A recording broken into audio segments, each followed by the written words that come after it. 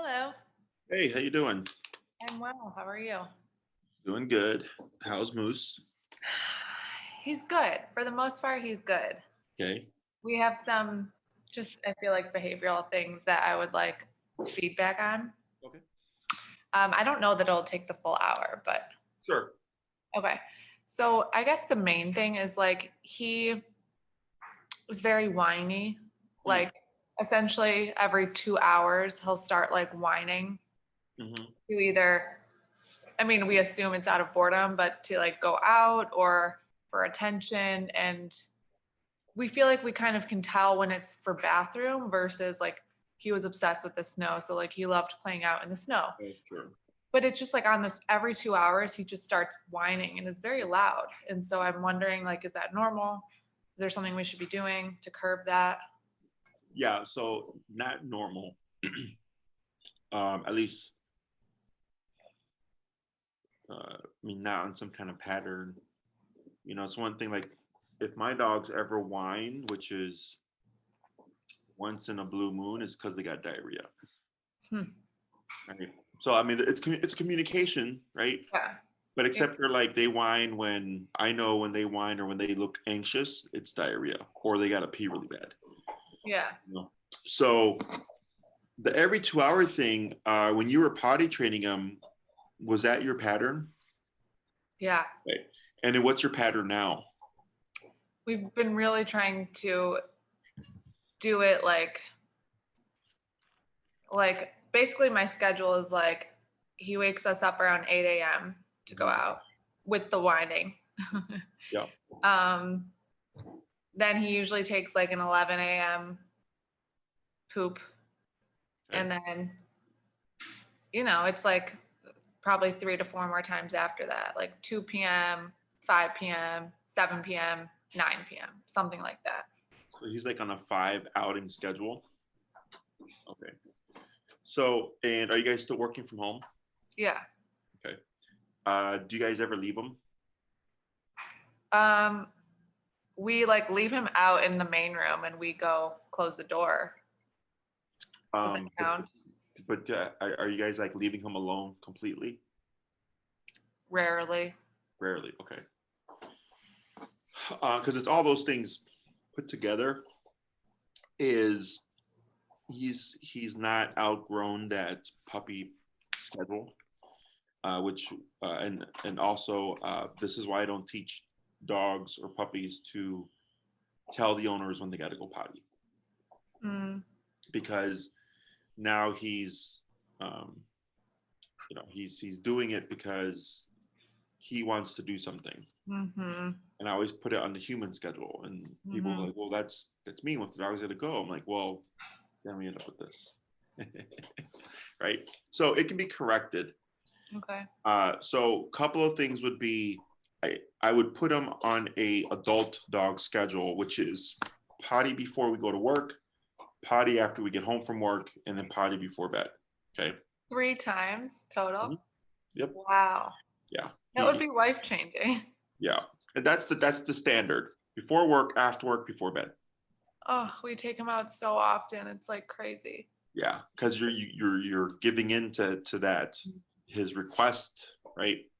And that's why it's getting louder or it's getting longer because he's like, I will break you at some point. Uh-huh. And he Right? does. Yeah. Mm. So what I would do is, I know you guys are still working from home.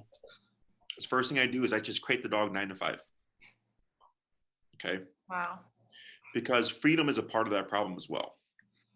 What if he hasn't been in the crate for quite a while? Then we go back to the crate and then we're going to start correcting things. Okay. Right. The reason why I say the crate is because it's going to make it easier when you give space, you give options. Mm-hmm. Okay. So when there's limited space, limited options, right? But limited options may mean bigger frustration. That's fine because we're going to use that to our advantage. Okay. Mm-hmm. Now, what I would probably do in the beginning, if you have to like really focus on work and you don't want to have to focus on Moose, is start doing this Saturday and Sunday. Okay. Saturday and Sunday, you do 9 to 5 because you're home all day. There's no like, oh, I'm on a call, I don't need Moose barking or whatever type of deal, right? Is you start with Saturday and Sunday to get an idea of like, what's Moose gonna do from 9 to 5, right? He's gonna bark, he's gonna whine, like, what's the pattern gonna be? And I'll talk about corrections in a little bit, but at least it gives you an idea. Okay. Do that for a couple of weekends, because you're gonna have to we can still correct things when he's not crated, but I would start with that Saturday and Sunday, 9 to 5, to give you an idea. We're gonna start correcting things again to give you an idea of like, okay, during the work week, can I do this Monday through Friday? Or start doing it on the weekends, start working on it, and then once it gets easier and you're like, oh, this is easy peasy now Monday through Friday we apply it, because I'm not worried about, is it going to deter me from work? Okay, is by putting him in that kennel, one, he's going to have to learn how to hold it like a big boy. He has to be made to hold it for 8 to 9 hours. Okay? If he's never been made to hold it for that long, he's going to be stuck on that 3-hour schedule. Okay, so that's the other reason of revisiting the crate, is if you locked him in the bedroom and just like ignored him all day, he might pee or poop in the bedroom. Yeah. Right, because he's like, hey, it's 11. Where you at? Right, and he's like, all right, well, if you're not coming back, I got plenty of space to go potty here. Okay, that's going to be the other problem with trying to not crate him from 9 to 5. Okay, so if he does potty in the crate, which may happen, it's just part of the process. Okay, so let's say he potties in the crate, and he does that at 11 o'clock, and all of a sudden he's barking up a storm. I do not remove him from the crate. Okay, I wait till that 5:30, whatever your cutoff time is. He has to be in there until that time. Okay, so I do this with my puppies because it's easier then, because they're puppies. I can wash them off real quick. But the reason why you don't want to go in there is technically he's in a throw fit, right? And he's validated in throwing that fit. Yeah. Because he soiled the kennel.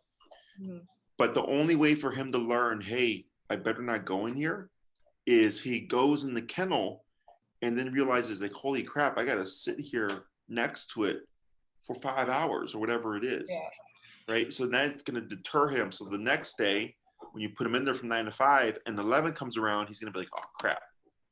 Yesterday I went and I had to sit here for a while. Right.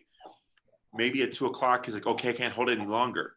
He goes. Then the next time it's going to get better and better. Right. Because it's going to deter him from repeating that. Right. Now it's possible he could just go the full 8 hours, no problem, because he's what? How many months now? He was a year, January 7th. Okay. So he has the capacity to hold it to an adult level. It's just he's not been made to do so. Okay. So you could put him in 9 to 5 and he does great. But if he has a mistake, I don't remove him. Okay. I let him be in there. Then once the time rolls around, pick him up, carry him out, run him outside to go potty, quick bath. Okay, we're done. Yeah. Okay. And then repeat the next day.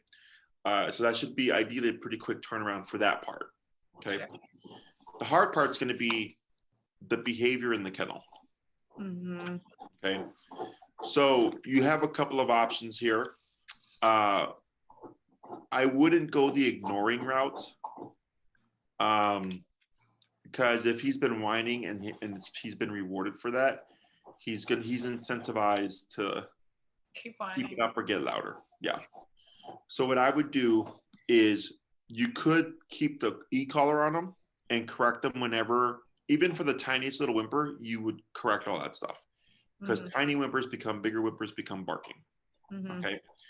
And for the e-collar, there is an adapter that you can purchase. It runs like $35 to $45 because of he's got like that doodle coat, right? He's got the denser curly coat. But yeah. Yeah. Because since he's going to be wearing it for a period of time with the 2 standard probes, he would develop pressure sores. Okay. He does have them, honestly. Do you rotate the adapter, or he already has a pressure sore? No, he has the sore, I noticed, like on his neck. We try to, it just like always falls down to that same area. Yeah, it's because he's got that scrawny neck. Yeah. So with the adapter, it would help with that. Okay. Yeah. So what happens is, let's say you always put it here. right? And it comes down here all the time, and you move it back and it comes back.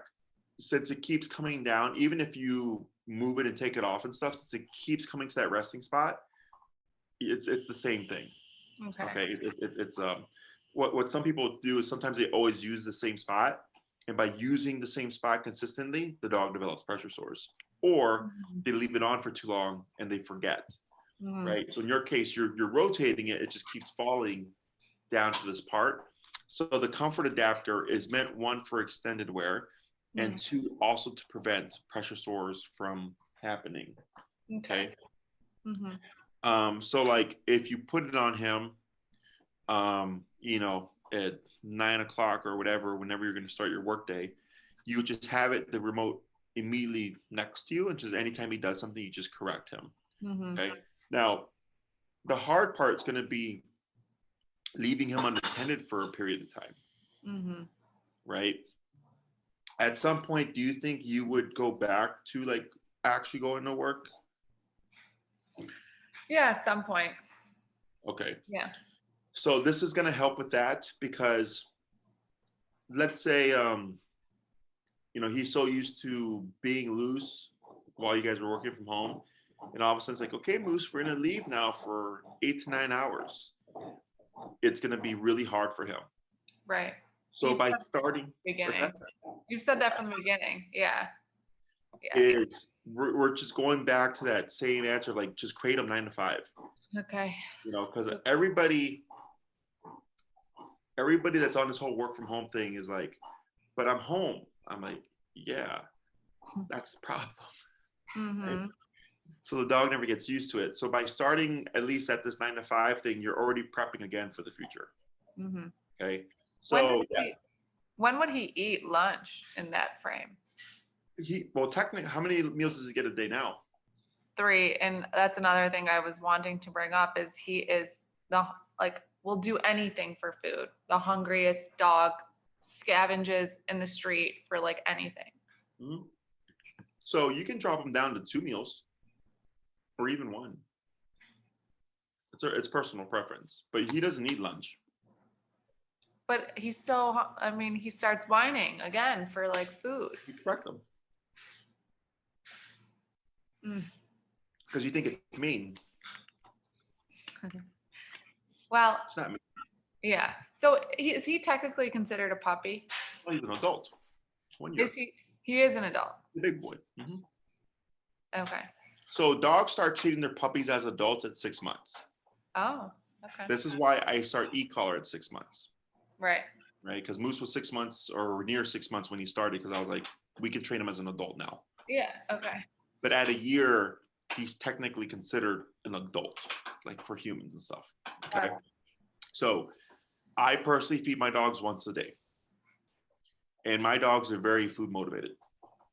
Right. But that's their pattern. And I like once a day myself, because I feed them at night. I wake up in the morning, they pee and they poop, and they're pretty much set. Yeah. Okay. When you have them on a 3 meal schedule, that's 3 to 4 poops a day. Oh yeah. Yeah. That's what it is. Yep. If you drop them to 2, we go to 2 to 3 poops a day. We drop them to 1, we get 1 to 2 poops a day. But okay. And all right. And I still just follow the directions for how much to feed them on the back of the bag. Right. So like, let's say you feed them, for example, 3 cups a day. That's what it is. Yeah. Cup, right? You would just be cup and a half, or 3 cups. Which, how much does Moose weigh right now? 46. 46. What food is he on? Signature. Does he poop 3 times a day consistently, or do you see it more towards the 4? More towards the 4. Okay, then you're probably overfeeding as well. Yeah. We thought we were underfeeding him because we didn't know he weighed 46 pounds. No, and I can't remember. I'd have to look. I can tell by looking at him to see if he's overweight. Well, I don't think he is. I can show you him. Yeah, let me take a look. I know what an overweight dog looks like, and because I've heard from the vet. Oh, he's being a sleepy boy right now.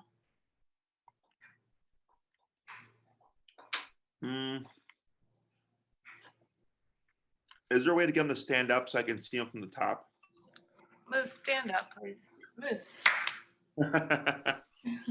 You're gonna ruin this because he's sleeping like a good boy. Moose, come here. Sit up. Louie, can you sit? Can you stand, please? Oh, he hates me. Moose, stand. There. Don't lay down. Oh, you can't see, can you? Yeah. I mean, I can kind of see, and it looks like he may be a few pounds over. Are you serious? Mm-hmm. Wow. Okay. I can tell over, if you look at the hind legs, Yeah. there should be a pretty noticeable dip. Now, he does have, like, you know, the fur and stuff. I'm just trying to think. 3 cups for a 47-pound dog. I can send you a picture of his hind legs. I have one. Yeah. What's your number? Hold on. 773. Don't tell me yet. Hold on. One sec.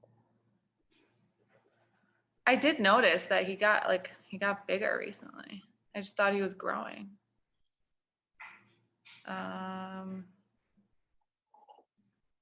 This. Here we go.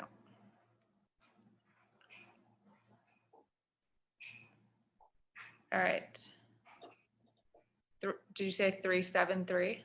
773. 773. 983. 983. 8840. 8840. Correct.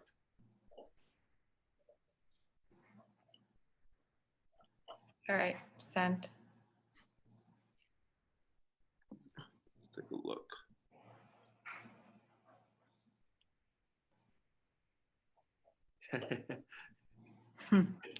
To see Moose's butt. Correct. So yeah, I can see a little bit of what I would call like a pudge by the hind leg. Oh my gosh. Yeah. Okay. So I would probably drop him down to like 2.5 and see how he does. Okay. And we were then going based on like the weight on the bag, but maybe we were off. yeah, well, the bags, like, they're a general guideline, but I've noticed recently that the bags have been, like, in some cases just grossly wrong. Really? I had a puppy that I trained a few years ago, and he was a mini golden doodle, probably like 8 pounds, maybe 10 pounds. Yeah. And the owners were freaking out because he would not eat. Uh-huh. And I'm like, they were doing everything I was saying. They weren't, their food down for 5 minutes, blah, blah, blah, blah. And then finally, I was like, how much are you feeding the dog? And they're like, oh, 3 cups. And I was like, 3 cups? I'm like, he's 8 pounds. And then I'm like, I looked at the bag, and sure enough, it said, 8 to 10 pound dog, 3 cups. Oh man. Like, this is completely wrong. That dog's on a cup to 3/4 cup diet. Moose is overweight, apparently. I knew it, this fat ass. Hey, Jesse. Hey, she said that he wasn't. I didn't think he was. I think he was. Kyle, You don't even know what's in store for us coming forward. Why? says Does we he have to go on a diet? No. He says diet and take him out 3 times a day total, and then crate him the rest of it. You hear him right now? is Moose disagreeing with this? Yes. Is he whining? Not even bad. So you're saying if only 3 times he has to go to the bathroom? That's the norm. Okay. Yeah. Before work, after work, before bed, right? Because if you guys are gonna go back to work at some point, he's stuck on that schedule, and then you're gonna have another problem, right? Yeah. So you have to start getting him, not just to fix the whining and to teach him, like, hey, stop bossing us around, but also if you end up going to work and he's stuck on his 3-hour schedule, I mean, you're gonna have a dog walker come. No, I know. I'm not doing all that. Right. So, and the reason why I'm saying, like, I wouldn't care if in the midday you gave him a walk, Mm-hmm. right? And you'd said, like, hey, we would have a dog walker come once a day, midday. Because you have to think, are we going to keep this up forever? Mm. Yeah, you have to think of it that way.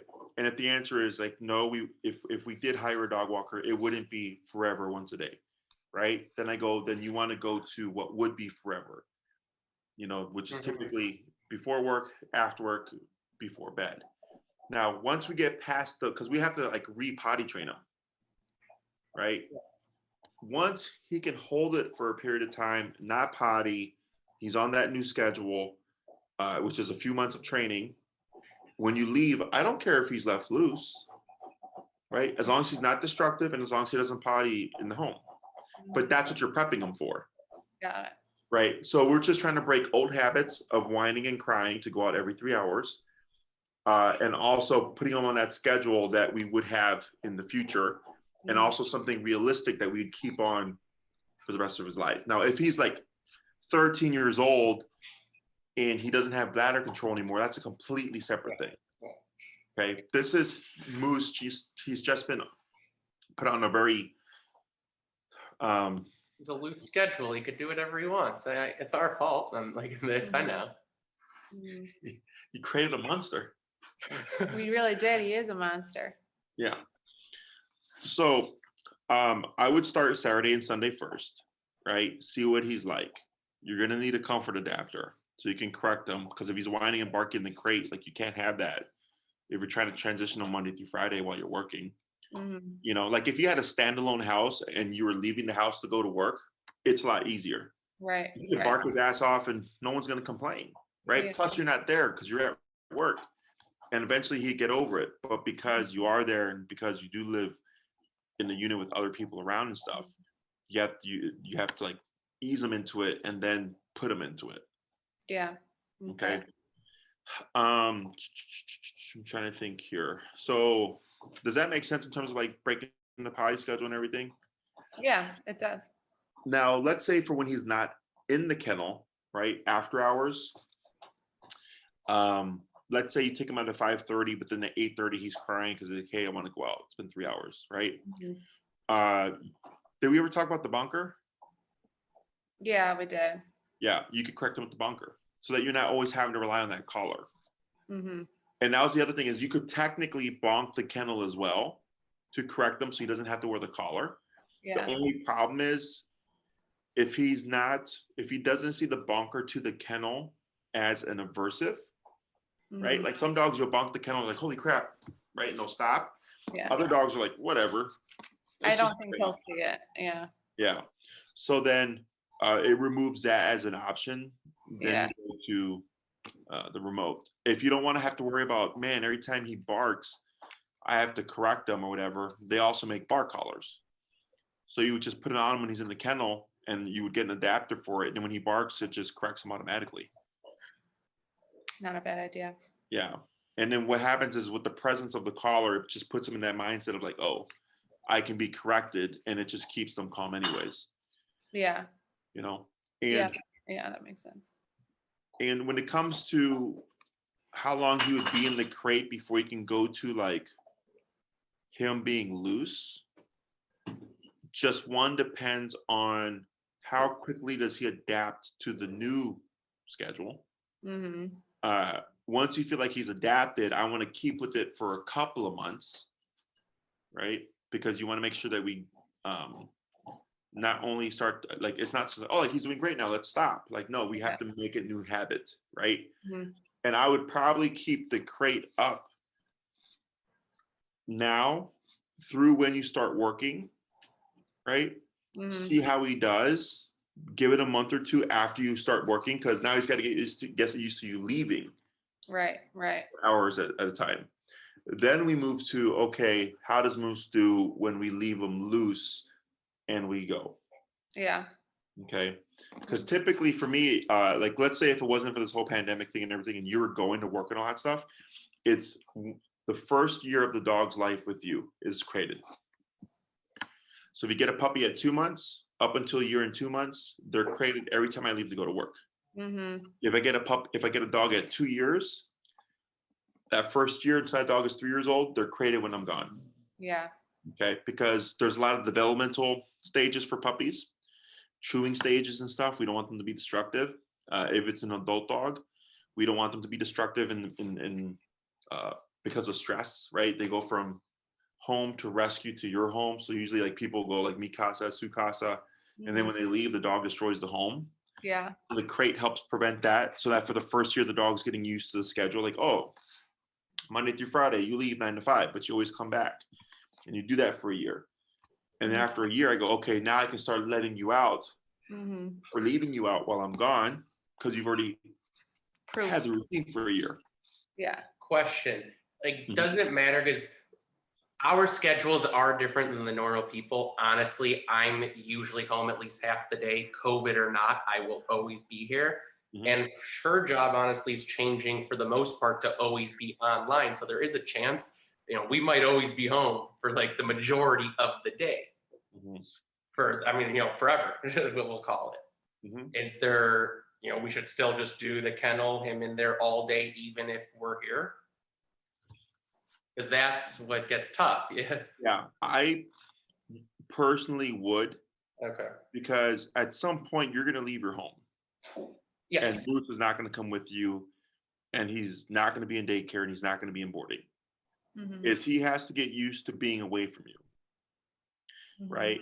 If it's like we would never be away from Moose for more than 4 hours, then I don't have a problem with the 9 to 1, whatever, crating. Okay. Because again, if that looks like forever, then that you just do that, right? Because if he's too attached or too used to you guys always being around, I know COVID has tossed everything on its head. Yeah. It makes a really big problem. Okay, because people are like, oh, just about never leave my house until the day they have to leave their house. Yeah, no, definitely. Like, I mean, at some point you guys are gonna want to go out or whatever, and then not have to worry about Moose, right? Yeah. So this builds you towards that. So I do 9 to 5 just because that's the norm, and it's not mean. Like Moose doesn't sit there going like, man, like my parents in the other room and they don't want to spend time with me. Like he's not like that. If he's barking, it's because he's too used to it. He's like, hey, why are you there and why am I here? Correct. Like this is not how it's supposed to be. And it's like, well, the rules have changed. Okay. We've ruined him, Jesse. We've ruined Well, you can always unruin him. In the beginning, I remember you had said that he needs 1 hour of exercise per day. Is that still the goal? Yeah. Okay. That's my recommendation. Exercise being like a full-blown like walk, whether it's 20 minutes, or like 1 full hour, whatever it is, whatever your schedule is, 30 minutes, but at least an hour of structured activity. Play at the dog park is not structured. That's recreational, that's recess, that's fun time. Okay, we're talking about point A to point B, B back to A. Okay. Yeah. Other questions? What do you mean? You're okay. Austin's enabling. I don't. Well, what are you supposed to do? He's just here. I can't rub him, but this is what he does. This is what he does. A spoiled dog we have. By our own terms. What else? I think those are the main things. I mean, the whining in the bathroom issue has been excessive. So, and then just like so obsessed with food, like. Oh, yeah. I mean, we can't open the pantry or the kitchen or the fridge. As soon as it's open, he's right next to us. I mean. Have you ever given him anything from the fridge or the pantry? It's our fault. So the same thing, we just can't at all, or else he'll just come every time. Yeah. So like what you could do is, if you're going to correct that, you have to be consistent now, because that would be unfair if sometimes he runs to the pantry and you correct them, and other times you're like, okay, here's a piece of bread. Right? Like, I'd rather you just say like, you know what, Jesse, we're not going to do that, and we're going to give him treats from time to time in the pantry and not correct them. Right? Because that's where things become fair. Even on that, when we were just doing, he knows which drawer has his treats, and he'll stare at it and like kind of bark, saying, I want a treat right now. And have you given him a treat? Yeah, of course. Sure we do, because we just want to shut him up. Yeah. So you would shut him up by correcting him. Yeah. So Yeah. think of treats. Remember, anytime you give something to Moose or anytime you pet him, you're telling him, do this again. So if he barks at the treat drawer and you give him a treat, you just told him, do that again. When Mhm. he whines at you and rolls on his back and says, hey, rub my belly, and you pet him, you just told him, do that again, right? So if I wanted to deter any behavior where he's demanding or telling me to do something, if I go over to the drawer and open it to get a butter knife and he runs over like, hey, where's the treat? Bonk, Okay. right? If I go to the fridge and he's like, hey, give me a piece of ham, bonk, right? If he like whines at me and he's like giving me those puppy eyes, bonk, right? Everything is correct. Okay. And I'm not saying not to give him treats. I'm not saying not to give him ham. I'm not saying not to take him out. Yeah. I'm saying do it when you want, not because he requested it. True. Because now that's why you're getting the whining every 3 hours. That's why you're getting the bark at the treat drawer whenever you're in the kitchen. Yeah. Okay. Yeah. So, I mean, it's like me as a kid, or I think for a lot of people as a kid, like when you like would beg your parents for something and they're like, no, Mhm. like you're not gonna get it. You'll get if you're gonna get it, it's because I said you can get it. Right. Right. Like, but for him, he doesn't understand it. If you explain it to him, you have to allow him to like do old habit, be corrected. And he's like, oh crap. If I Yeah. bark at the door, I don't get a treat, I get a bonk. I don't Mhm. like the bonk. So I guess I'm not gonna bark at the drawer. Mhm. Okay. And you're not being mean. Just remember, if you change these things, you have to be consistent. Both of you have to be consistent. Okay. That would be unfair to Mm-hmm. have rewarded it, start correcting it, and then one day give in. You're like, oh, just this one time. That is what would be unfair. Okay. Okay. Because then he becomes a gambler. Right. In this, like in along the similar lines, like oftentimes we're like walking down the street and like I mean it's everyone, like he'll want to approach someone and then like so many people like, go to pet him and like give him Yep. that attention. So should I just be like, please don't pet my dog? Yeah. No, bonk the person too. Yeah, like correct him and then just say, please don't. No, bonk the person. Oh, the person. I'll get a shot collar for the person. So one of two things, right? Let's say you're walking with Moose. He's in a heel. He's walking at your side. Someone is approaching and walking towards him. One, I just keep walking, right? Most people tend to stop, Mm-hmm. right? So if I keep walking, I feel Moose moving over, like, hey, you want to say hi? I would correct him, bring him back to the hip, but I'm nonstop moving. Mm-hmm. Okay. If you're sitting at a corner with Moose in a nice and polite sit, Mm-hmm. and the person goes, oh my God, look at that cute dog, you just say, no, don't touch my dog. Okay. I don't say please, Okay. because people don't listen to please. Sure. You made me think of something else. I feel like you had said once he gets neutered, which he has been, that he would stop marking. He has not stopped. Where is he marking? Everywhere. Every corner. Oh, outside? Outside. Maybe that's not Okay. marking. I don't know. Well, that's because you're letting him. Well, so when we're walking, he'll sprint the other way, and yes, so we let him. So we just can't at all. We just have to freaking yank him and keep him going. Not yank him, remote him, right? Because the e-collar is the consequence. So if Right. I'm walking and he forges ahead to go pee on something, how do we correct that? Do you remember? Yeah, you had to you correct him, you keep walking, you turn. Yes, you would turn, right? So if I'm walking with Moose and he forges ahead, you start tapping, even if he's peeing, and turn the other way. Mm-hmm. If he keeps doing that, the number is too low. Okay. Okay, and dog logic is not the same as human logic. Okay. Because for him, you might like, hey Jesse, like I remoted him at 45 and he kept peeing. I'm like, yeah, because it was worth it. Mm-hmm. Dogs, their tolerance for discomfort and pain is much greater than a human. Mhm. But because you're logical, you're like, but Jesse, 45, that's a lot. I'm like, not to Moose, right? If I got to go to 100 before he stops peeing on that tree, I'm going to 100, Okay. right? And then that's why I'm not going to have those problems, is because I'm willing to go to those extents. And he's like, shit, like Jesse knows my breaking points, and I don't want to be corrected. Mhm. Right. So if he's attempting those things, if he's attempting to say hi to someone repeatedly, if he's attempting to pee on a particular post repeatedly, or anything that he's willing to do, and if he's being corrected, he's still doing it, it's because you're not high enough. Okay. It's the most common problem that I get with clients is like, Jesse, my dog keeps doing this even when I remote them. I go, because you're not high enough. Yeah. Well, I think it's because we don't remote him enough. Yeah, 100%. So yeah. Okay. We know it all has to do with the remote. You just actually have to do it, or else he's not going to learn. Mhm.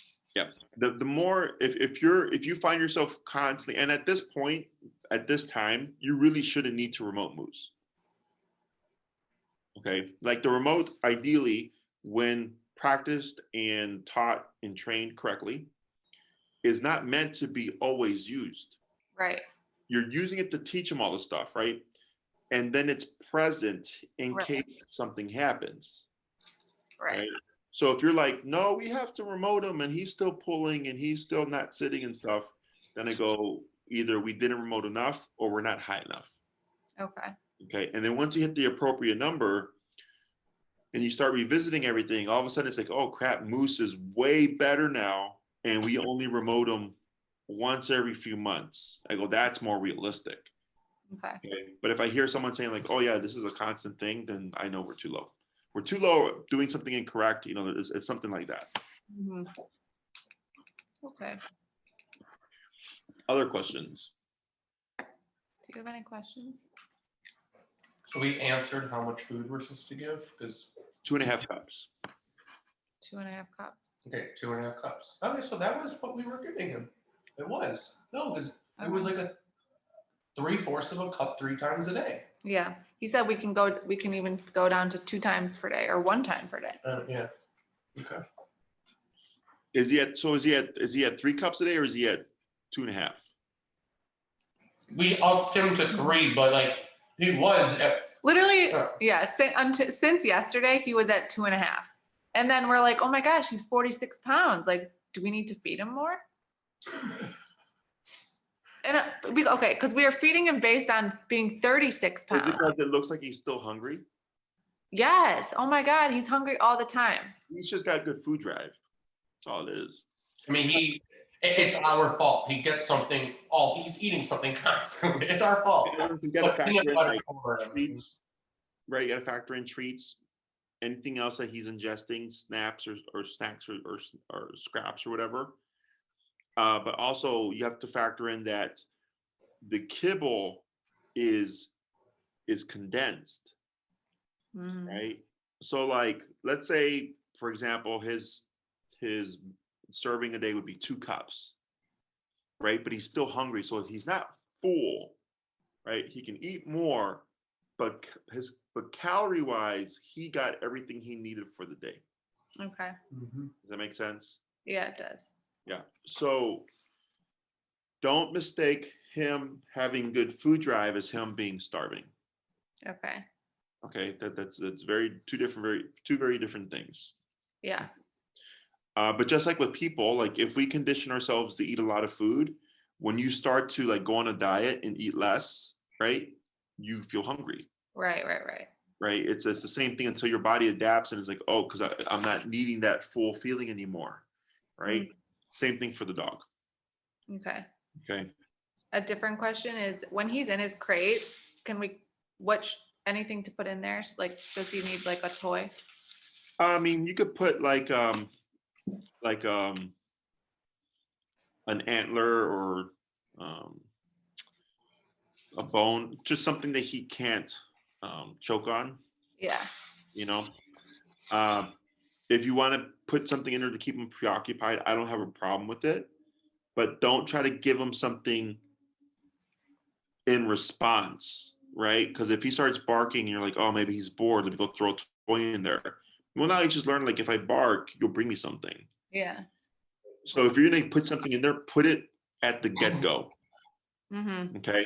And then I would either rotate it so it's a different thing every day, Okay. or limit that thing to only when he's in the kennel. Okay. Like maybe he gets a call, and you can even get toys with his meal, and you put it in the toy, whatever. So then, like, instead of getting breakfast, you just put the breakfast in the ball, the dispenser thing or whatever. And that's something to keep him busy for part of the day. But it's always at the beginning, never in response to him. Okay. Understood. Other questions? I think that's all.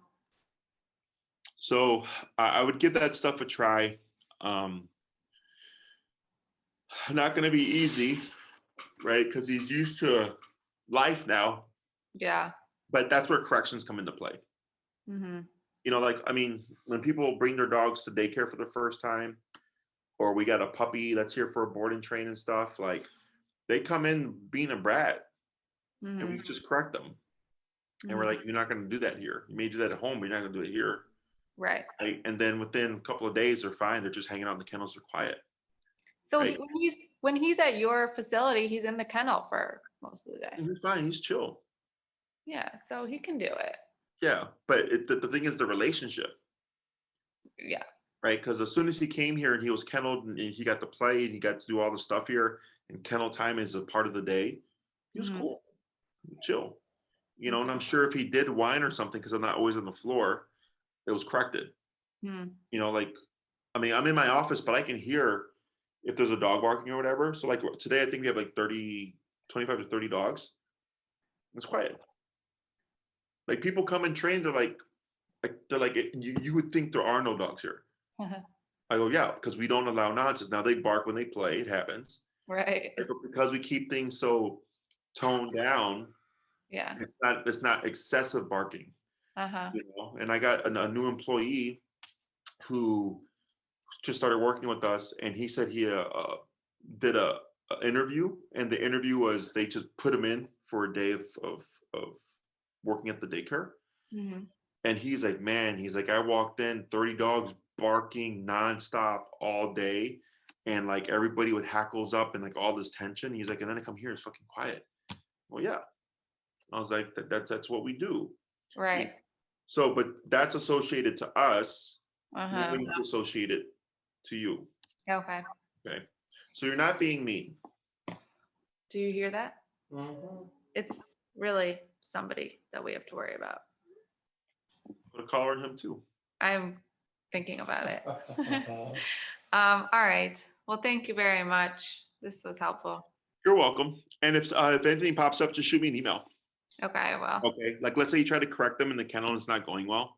Sure. I've had clients just record it and they'll email it to me. Uh-huh. And I can watch it and I can email you back what you did incorrectly or something. Okay. And then in terms of the kennel, should it be covered? Like, should we put like a blanket over it? That's personal preference. Since he's more of like a denser coated dog, I'd probably leave it open, or at least leave something uncovered so he's got some airflow going through. But yeah, that's just personal preference. Okay. Okay. All right. Sounds good. All right, guys. Good luck. And if anything pops up, just shoot me an email. Thank you. We will. Have a good one. You. Take care. Bye, Austin. Bye.